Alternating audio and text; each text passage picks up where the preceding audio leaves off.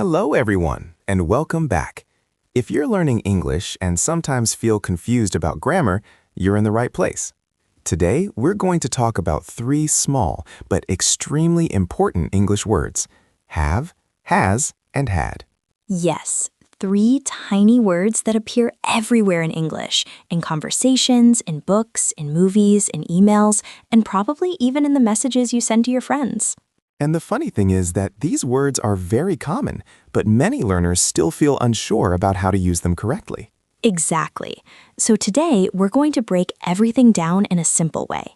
We'll look at when to use have, when to use has, when to use had, and also how these verbs work in real conversations. We'll give lots of examples, some funny situations, and a few mini quizzes so you can test yourself while listening. And before we start, if you enjoy listening to English learning content like this, don't forget to subscribe to the channel, turn on the notification bell, and leave a comment telling us where you're listening from. Yes, we always love seeing where our listeners are from. Last time we saw comments from Brazil, Poland, Turkey, Spain, Japan. And someone who said they were listening while walking their dog. Which is a great way to learn English, actually. Yes, walking the dog and learning grammar at the same time. Very productive. All right, let's start with the basic verb, to have. When we use have in its most basic meaning, it means to possess something or to own something. For example, I can say, I have a laptop. Or, I have a cup of tea. Or, I have too many tabs open on my computer. That is a modern problem. Yes, a very modern problem. Now let's look at how the verb changes depending on the subject. In the present tense, the pattern looks like this. I have, You have, we have, they have, but when we use he, she, or it, the verb changes to has. so we say, he has, she has, it has. This is something every English learner needs to remember. If the subject is he, she, or it, we usually use has. Let's look at some examples. I have a car. You have a great accent. We have a problem. They have a lot of work today. Now let's try the has examples. He has a dog. She has a new phone. It has 4 legs. Unless it's a snake. Yes, snakes unfortunately have 0 legs. Very inefficient design. Maybe evolution was tired that day. Now here's a common mistake learners make. Sometimes people say she have a car. But the correct sentence is, she has a car. This small s makes a big difference. Luckily, with practice, it becomes natural. Now let's talk about something you will hear constantly in spoken English. Contractions. Contractions are shortened forms of words. For example, I have becomes I've. You have becomes you've. We have becomes we've. They have becomes they've. Now for has. He has becomes he's. She has becomes she's. It has becomes its. But this can be confusing because he's can also mean he is. For example, he's tired. That means he is tired. But if we say he's finished his homework, That means he has finished his homework. the meaning depends on the sentence. But usually the context makes it clear. Your brain quickly learns to understand it automatically. Now let's talk about questions. When we ask questions using have, meaning possession, we usually use do or does. For example, do you have a car? Do they have time today? Now with he, she, and it, we use does. For example, does he have a dog?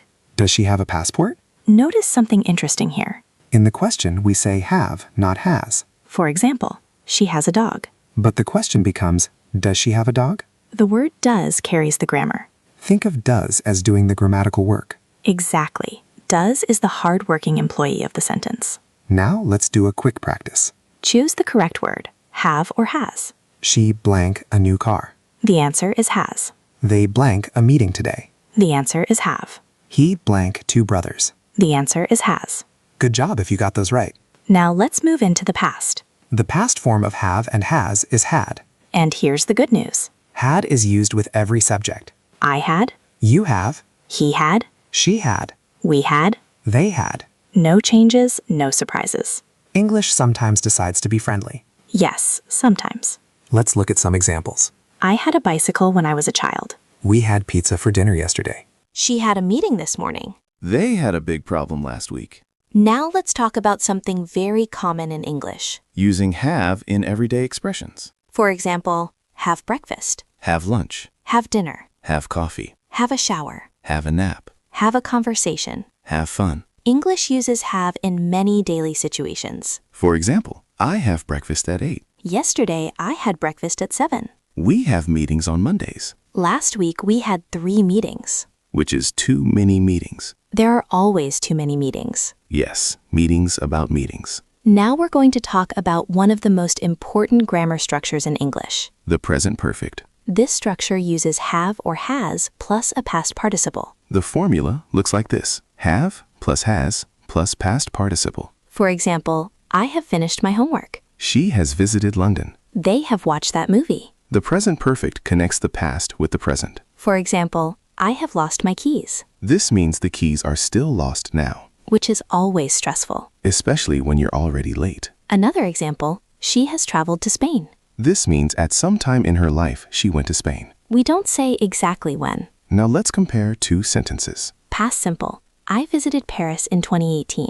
Present perfect. I have visited Paris. The second sentence talks about life experience. Now let's talk about something that looks strange but is completely correct. The phrase had. Yes, two had words together. For example, I had had enough. This is the past perfect. The structure is had plus past participle. And the past participle of have is had. So we get had. Example, by the time the meeting started, I had had 3 coffees Which explains why you were talking very quickly. and shaking slightly. Another example, she was tired because she had had a long day. It may look strange, but it is perfectly correct. English sometimes looks weird when written. But when spoken, it sounds normal. Now let's look at some common mistakes. Mistake number 1, she have a dog. Correct version, she has a dog. Mistake number 2, yesterday I have a meeting. Correct version, yesterday I had a meeting. Mistake number 3, I have eat breakfast. Correct version, I have eaten breakfast. Learning past participles is important for the present perfect.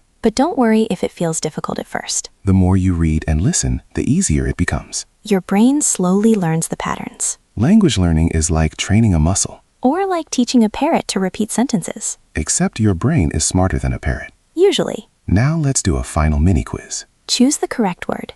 Have, has, or had. Sentence 1, my brother blank a new job. Answer, has. Sentence 2, we blank dinner at 7 yesterday. Answer, had. Sentence 3, they blank finish the project. Answer, have. Sentence 4, she blank a very busy week. Answer, had. Sentence 5, he blank 2 cats and a dog. Answer, has. If you got those right, great job. And if you didn't, that's okay too. Learning grammar takes time, Even native speakers sometimes make mistakes. especially before coffee, Grammar before coffee should be illegal. or at least strongly discouraged. Before we finish, let's summarize the key ideas. Have and has are used in the present. Had is used in the past. With he, she, and it, we use has. With I, you, we, they, we use have. And has are also used to build the present perfect. Like I have finished. Or she has traveled. The more you practice, the more natural these forms will become. Read English, listen to English, and try to use these sentences in real life. And if you enjoyed this episode, don't forget to subscribe, turn on the notification bell, and leave a comment telling us what grammar topic you'd like to hear next. We read the comments and they help us decide what lessons to make. Also, tell us which country you're listening from. It's always fun to see how international the audience is. Thanks for listening and spending some time learning English with us. We hope you have learned something new today. And we hope you had a good time listening. Take care and see you next time. Bye, everyone.